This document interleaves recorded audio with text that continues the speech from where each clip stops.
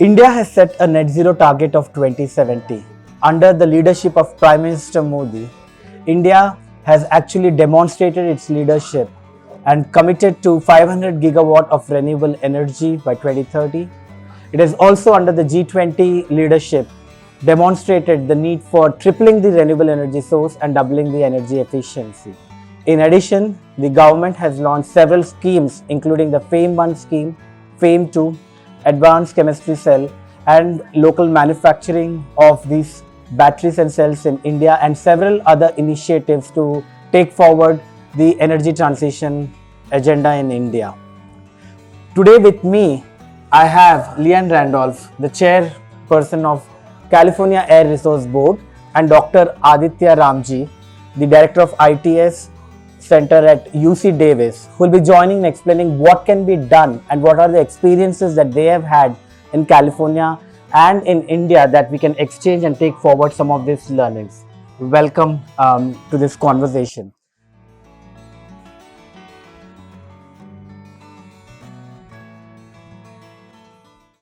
So, Liane, let me start with you. How did California envision the transition, and what have been some of the key features of thinking about this from a perspective of public health and improving the air quality? So thank you for having this discussion. I am the chair of the California Air Resources Board, which has had authority for many decades to regulate air quality in the state of California. And then in the early 2000s, we were given the task of tackling climate change. And so the way we have approached it is by adopting a comprehensive scoping plan that we update every 5 years that lays out the strategies to get us to our targets. So our current target is reducing greenhouse gas emissions by at least 40% below 1990 levels by 2030, and then achieving net zero by 2045. We adopted our most recent update of the scoping plan in 2022, and that lays out a suite of comprehensive actions to meet our climate change goals, which also in many instances have the effect of meeting our air quality goals as well. There are several sectors that we have strategies for, including the transportation sector to move towards zero emission. We have a suite of regulations we're working on there. In the energy sector, we are moving toward a statutory goal of 100% renewable energy for retail sales of electricity in the state. And we have an extensive industrial strategy underpinned by a market program called Cap and Trade that seeks to achieve greenhouse gas reductions in the industrial sector. We have strategies in the agricultural sector. This is the first scoping plan update that includes a natural and working lands chapter to think about how our forests and fields and livestock can help us move towards carbon neutrality. So it's a really comprehensive strategy, and I'm sure we can dive in deep into a lot of the different regulatory and incentive and policy levers that we're pulling to achieve these goals. That's quite fascinating to hear. It's quite comprehensive, which brings together all elements. Aditya, let me loop you in here. You have been doing a lot of research, which includes India as well as other geographies, and you're aware that India has taken a lot of measures, a lot of schemes have been launched. And how are we placed when we are really looking at this transition in the global context? No, I think for the last I think India's major climate efforts started in 2010, and I think between then until even the turn of the decade now, everything is okay with what we were doing given our context of being a developing country and having so many competing development paradigms.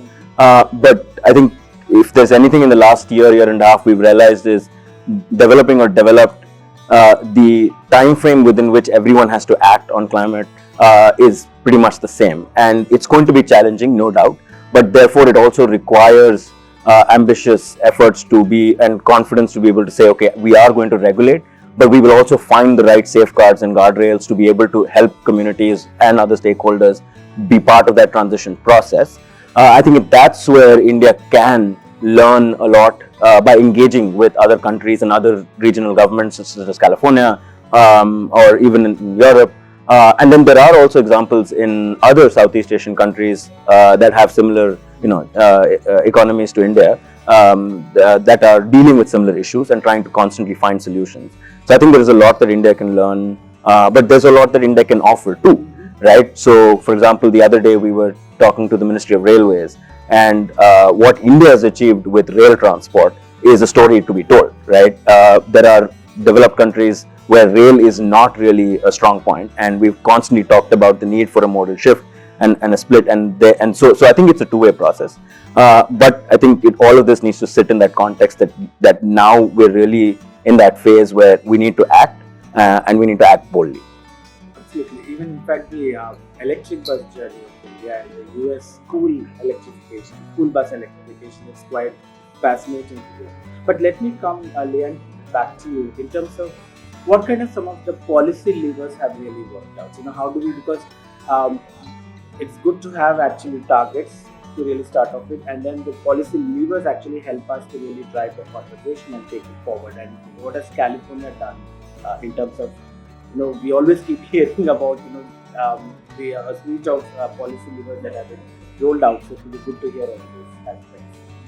I'll start with the electricity sector because that underpins a lot of the work that we're doing, because we need to move away from fossil fuels toward another energy source. And having that energy source be renewable energy is a great way to provide that foundation. So California started with the Renewable Portfolio Standard to require utilities to purchase increasing amounts of renewable energy. And that resulted in massive deployment of solar energy in the state, which really helped reduce the costs for solar energy and make it the incredibly cost-effective solution it is today. And that policy which has evolved over the years away from specific targets to acquire renewable energy and more towards targets to reduce greenhouse gas emissions by purchasing renewable energy. So we now have an incredible suite of resources, and California is a leader for instance, in utility scale battery storage. Mm-hmm. So we can take the solar energy we produce during the day and store it for use at night. And so that has been a strategy that has reduced the greenhouse gas emissions of our electricity sector. At any given time, we have upwards of 65% renewable energy on the grid. And some days in the spring when it's sunny outside, but it's not too hot, so the air conditioning load is not super high, we are upwards of 90% of our grid being served by renewable generation. Then there's transportation. And this is where our air quality and climate strategies intersect. We have, in California, pushed technology. We were the first agency to require the catalytic converter to be installed in cars, to require that check engine light to let you know if your emissions equipment is working. And so we have really evolved this program into pushing vehicles towards zero emission. We adopted Advanced Clean Cars 2, which is our light-duty regulatory program that requires new sales of light-duty vehicles to be 100% by 2035. Mm-hmm. The board has also adopted Advanced Clean Trucks, which requires medium and heavy-duty trucks to transition towards zero emission on a time scale specific to the type and size of the truck, but with an ultimate goal of achieving 100% new medium and heavy-duty truck sales by 2036. And we've adopted a suite of other regulatory strategies around small off-road equipment, around truck refrigeration units, and all of these rules are pushing the cleanest technology available. Sometimes that's cleaner combustion, but in many instances, there are zero emission solutions that are part of the strategy. We also recently adopted a locomotive rule. We are not nearly as progressive as India in terms of our locomotive engine requirements, partly because we have split jurisdiction between the federal government and the state government. But we are pushing locomotives that operate within our state to become cleaner diesel and to develop strategies towards getting zero. Fascinating. So, Aditya, let me loop you on the transport sector. You are aware of what's happening in India, right? We have close to more than 1.7 million electric two-wheelers, close to almost, I would say, 1.5 million electric three-wheelers. We have more than 7,000 buses, a 50,000 bus national electric bus program planned, and also plan to scale the e-bus adoption in India. And of course, there's electric cars also that are being deployed. And of course, there's now conversation around the whole truck electrification. Based on your experience both in California and in India, India has taken a lot of stride in pushing this. What are some of the learnings based on your own research that you think can really advance the pace of this transition itself, I would really say? And also, how does India take this leadership in the global south that it has really demonstrated for this transition? Sure. I think first and foremost, I would say for India, so it's not that India doesn't have certain regulations. We do have fuel economy regulations for light duty cars. We have emission regulations. But the challenge is often that as we've also been talking about the electrification program through the FAME scheme or whatever else, the two kind of are running at their own paces. We need to be able to see if India can actually align its CO2 regulations and the EV program together so that you're able to actually then have a much more effective regulatory effect on the market to move towards the goals that you intend to, right? But at the same time, you talked about two-wheelers, for example, but a large part of those two-wheelers in India that are electric are actually what is called low-speed electric two-wheelers, not really the conventional equivalent replacement. But the two-wheeler market in India doesn't have a floor regulation. There is no CO2 regulation for two-wheelers. China is the other big market, also doesn't have. But maybe we need to be innovative. So maybe we do need to have a floor regulation on the IC engine side as well in segments like the two-wheeler space, just to accelerate the market and make the incentive programs that India is putting behind the electrification part that much more effective. The other piece is what I like to call regulation-backed incentive, right? So if you have the right regulation mix, that is, you could learn from California on how you can create supply-side obligations for OEMs to sell a certain number of vehicles each year, but there is a market-based mechanism that helps them offset costs, etc. And then you still have the incentive. It's not that we're not giving incentives, but when you have both of these, the fiscal efficiency part on the incentive side, and governments are increasingly struggling to make public allocations of large amounts for programs like these. So that's where the fiscal efficiency argument comes in. And as a developing country for India, which does have competing uses for public money, learnings like these can be very, very effective in driving that market transformation. What is most interesting for me is India's automotive capability is phenomenal. We are the third largest automotive market in the world. And most of our automakers export vehicles to a large part of the world. So it's not that they're not globally competitive. It's just that I think providing that regulatory certainty gives the industry that much more confidence to put money behind that transition.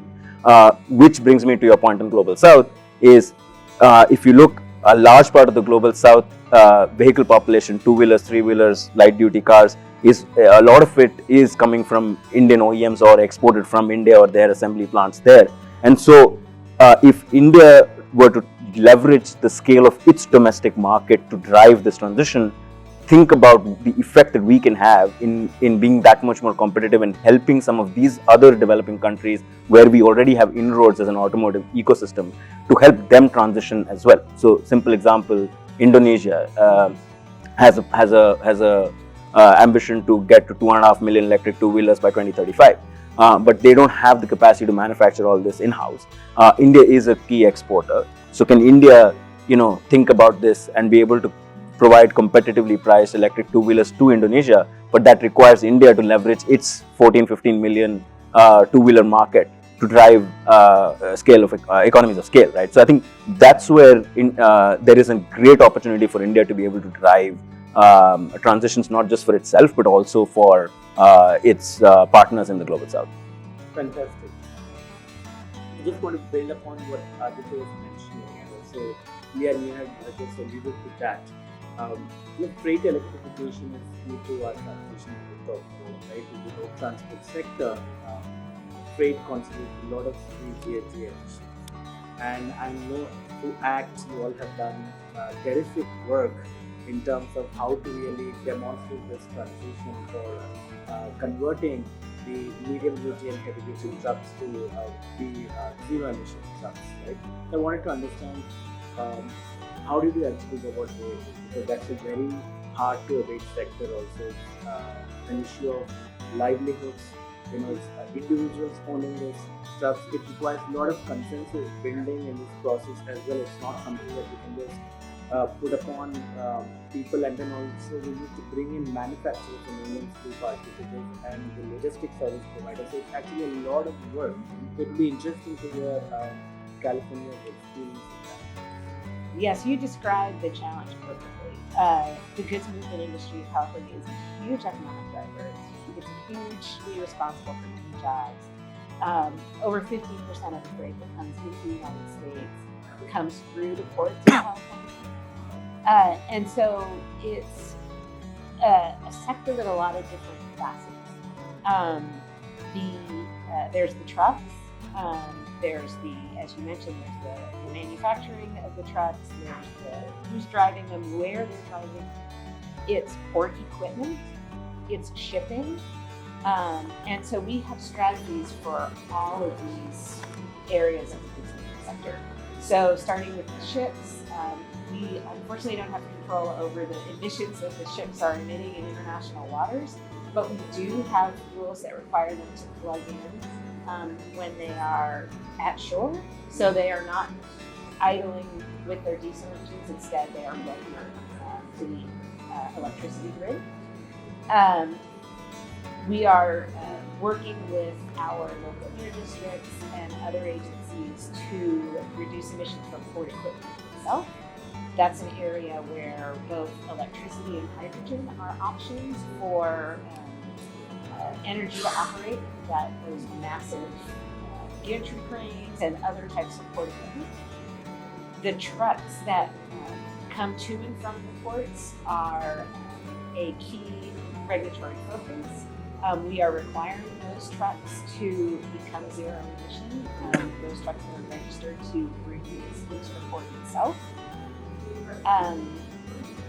We are working on providing charging infrastructure along those corridors where the trucks move from the port towards the warehouses. We work with our sister agencies to fund charging infrastructures and try to be as strategic as possible in planning for infrastructure along those heavy freight corridors and getting that infrastructure deployed. We work with our local air districts to, one of our largest air districts, the South Coast Air Quality Management District, has a rule requiring warehouses where the goods are going to deploy zero emission strategies and reduce emissions themselves. So that's an area where local regulation and state regulation work together. And lastly, I'll note, as you mentioned, this is a challenging transition, and we want to try to provide as much funding for the transition as possible.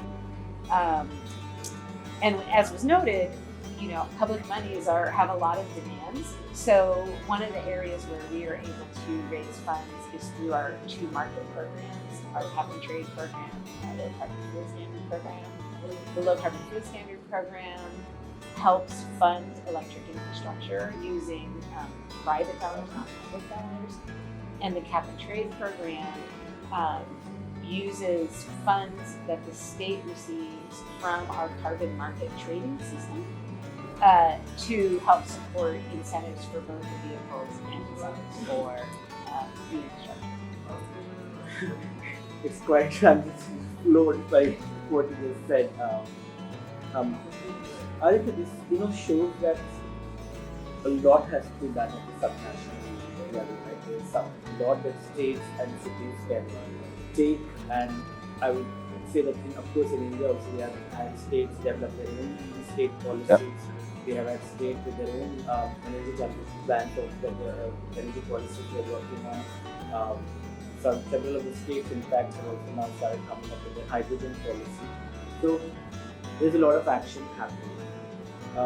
Where do you see this is heading in terms of what's the learning for India itself from this, and what are the areas that we are doing really well, and what are the areas we really need to move forward? No, I think first and foremost, as you rightly pointed out, I think the last year and a half, there has been an increasing recognition in India that subnational governments have to be empowered to drive a lot of the effort on energy transitions or climate action, and so we're seeing a lot of that. But one of the challenges also is that state governments in India also are not all of them have the same level of capacity and the technical know-how to be able to effectively create regulations or policies to drive a lot of this action, right? And I think that's where what California has been able to do as a state government in the larger federal context of the United States has often been given as an example, right? I mean, in the climate world or energy transition world, I think now for over a decade, we always hear of California as a separate example being quoted. And I think I think that's where there is a great opportunity for India to kind of learn, and Indian states especially, to kind of learn about saying, okay, even as a subnational entity, there is a lot that one can do, and there is a lot that one can that one has power over to actually regulate and push the energy transition agenda.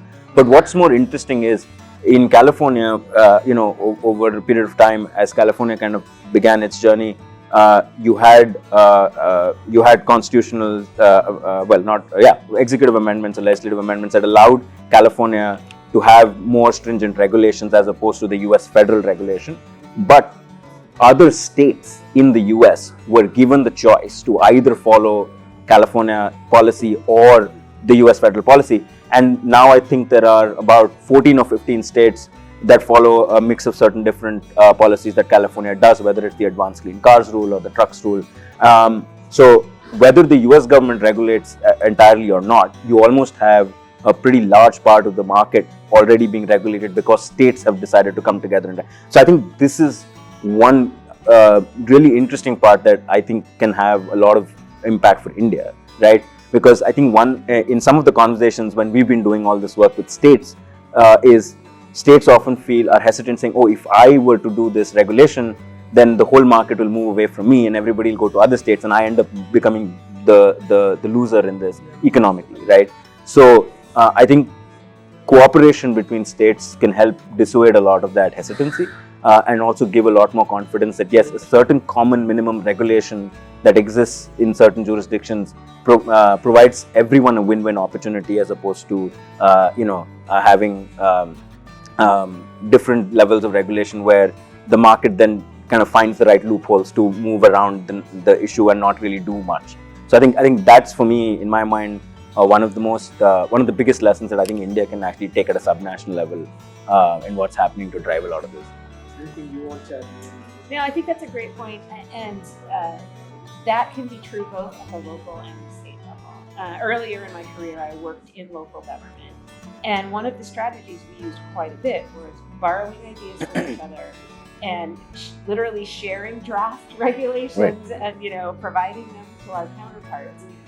And so I think that's something that local jurisdictions can do, and I think it's something that states can do. They can get together and say, hey, we have the 4 largest cities in our country.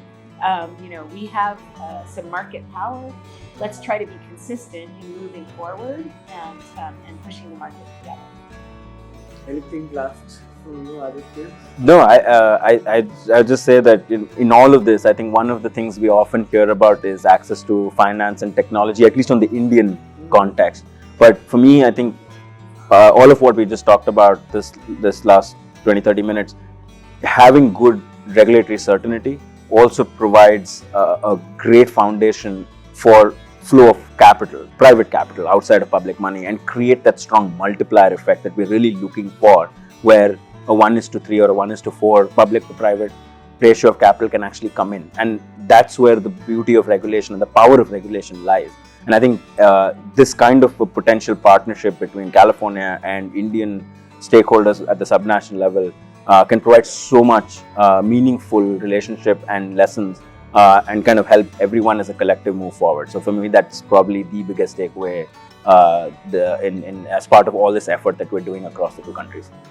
Oh, that's brilliant. I feel so rejuvenated and enthusiastic like never before. That there's so much possible. There's happening. So many good things happening on both sides. There's a lot to learn from each other, a lot to support each other, and looking forward to this whole India-US and the California subnational India engagement to continue forward. And thank you, Liane, for visiting us here in India and spending time and sharing your experiences and successes from what you have done and being a pioneer in really advancing this conversation in California as well as globally, and look forward to our continued partnership. And thank you, Aditya. UC Davis has been at the forefront of providing excellent support in research and collaboration. Fantastic, and I hope this conversation was extremely useful for our viewers.